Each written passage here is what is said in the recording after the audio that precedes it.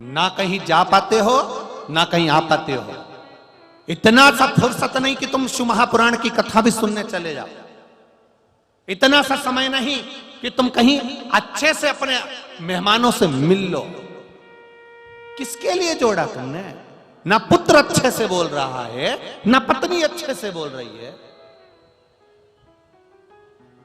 केवल जोड़ा जोड़ा जोड़ा। शिव पुराण की कथा कहती है जिसकी पत्नी और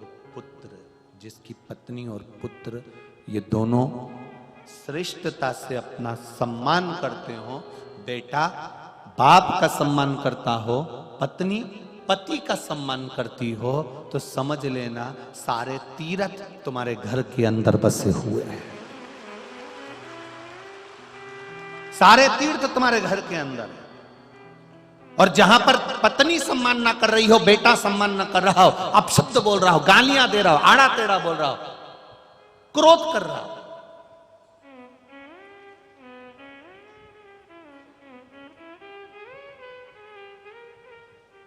फिर वहां इतनी बड़ी बड़ी भगवान की मूर्ति भी रख ली ना, हरि विठ्ठल की, और खूब पूजन भी कर रहे हो, तो समझ लेना वो स्वर्ग नहीं है, वो आनंद नहीं, वो सुख नहीं, वो स्वर्ग नहीं है, वो सुख नहीं, वो आनंद नहीं है, उसमें आनंद की अनुभूति नहीं है। फिर समझ लीजिए उसमें सुख का अनुभव नहीं हो पाएगा।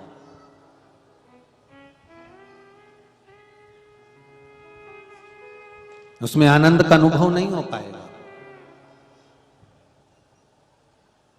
पौंडलिक के माता पिता ने विचार कर लिया अब हमको नहीं रहना, अब हमको काशी चले जाना चाहिए। तो पौंडलिक ने अपने माता पिता के काशी जाने की तैयारी हो गई, तो बहू ने पूछ लिया, पौंडलिक की धर्मपत्नी ने पूछा, कहां जा रहे हो आप दोनों? कहा हम काशी जा रहे हैं। काशी में क्या है? तो कह देवादिदेव महादेव है, और हमने सुना है काशी अभिमुक्त नगरी है, मोक्ष नगरी है, जहां पर व्यक्ति मरता है, प्राण छूटते हैं, तो देवादिदेव महादेव आकर स्वयं गुरु मंत्र प्रदान करते हैं। ऐसी काशी में हम जा रहे हैं, ऐसी काशी में हम पहुंचे। उस काशी के अंदर हमारा प्रवेश हो रहा है,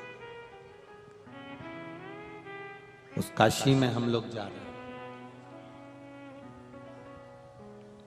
दोनों बेटे से भी नहीं बोले, बहू से भी नहीं बोले, बस इतना कहकर दोनों माता पिता काशी के लिए जाहनुदेव और सत्यवती जाने लगे। पीछे पीछे धर्म पत्नी ने अपने पति पौंडलिक को बुलाकर कहा, तुम्हारे माता पिता काशी जा रहे हैं। हमको लग रहा है कि ये काशी नहीं जा रहे, किसी महाराज के चक्कर में पड़ गए, तो घर का रखा हुआ सारा धन बांध के ले जा रहे।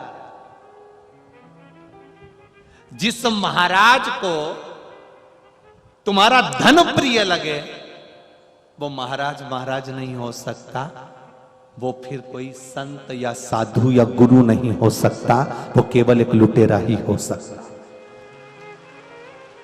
जिसको तुम्हारे धन की प्रियता लगे, जिसको तुम्हारे सत्ता की प्रियता लगे, तुम्हारे वैभव की प्रियता लगे, तुम्हारे धन संपदा की प्रियता लगे, फिर वो संत नहीं हो सकता, वो साधु नहीं हो सकता, वो गुरु नहीं हो सकता, वो संत वो साधु गुरु नहीं। एक बात परभणी की इस चंद्रभागा शिव महापुराण की कथा में कहना चाहेंगे।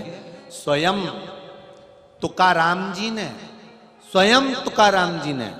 अपने अभंग में चंद्रभागा को अपनी बहन कहा है।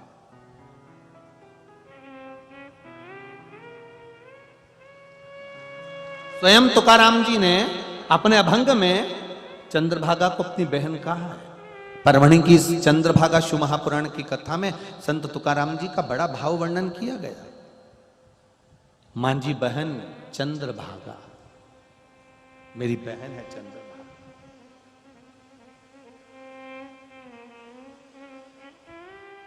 तुकाराम जी कहते हैं माझी बहन चंद्रभागा, कारिती से पाप भंगा, अर्थात वो चंद्रभागा कैसी है?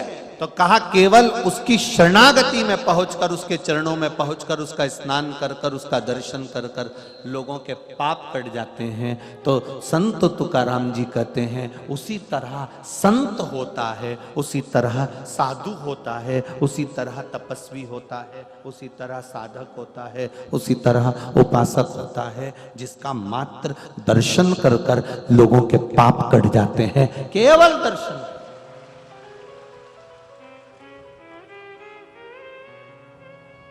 साधु, सन्यासी, तपस्वी, साधक, उपासक, संत, महात्मा, ये पावन धरा महाराष्ट्र की जो भूमि है, ये महाराष्ट्र की जो धरा है, ये संतों की धरा है, साधुओं की धरा है, गुरुजनों की धरा है। ये धरा कोई साधारण नहीं। भारत भूमि के सबसे ज्यादा संत देने वाली भूमि है महाराष्ट्र की।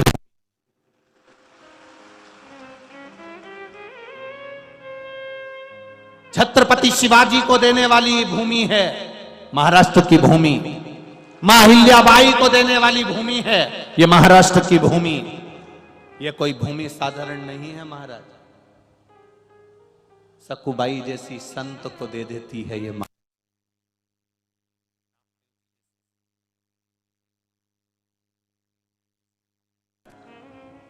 यहां तो हर थोड़ी दूर जाओगे, हर चौराहे पर, हर 8 कदम पर कोई ना कोई संत का स्थान मिल जाता है। ये महाराष्ट्र की।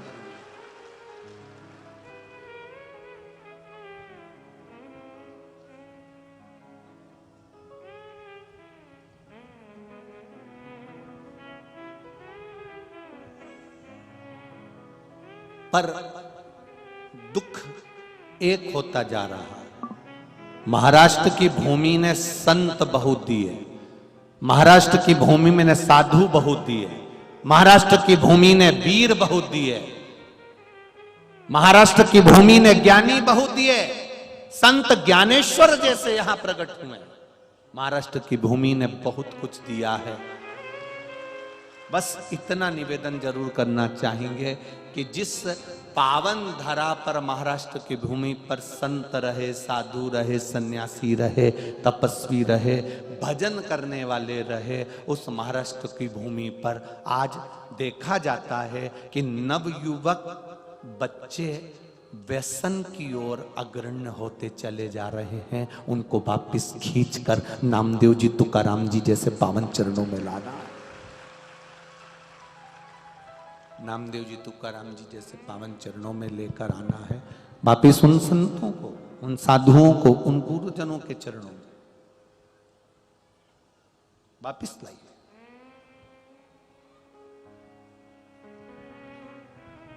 भटक रहे हैं लोग।